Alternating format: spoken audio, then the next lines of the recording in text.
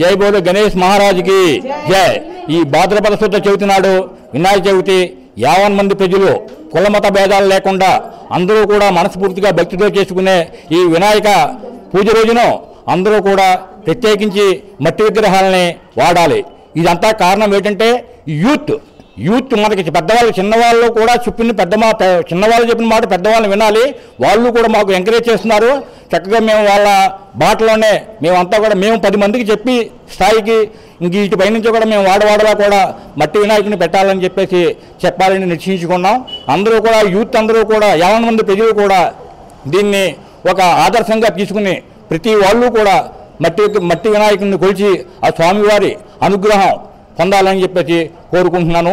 ఈ భాద్రపద శుద్ధ చవితి కొలిచిన వినాయకుడిని ప్రార్థించిన వారందరూ కూడా రాష్ట్రం సంక్షేమంగా ఉండాలి.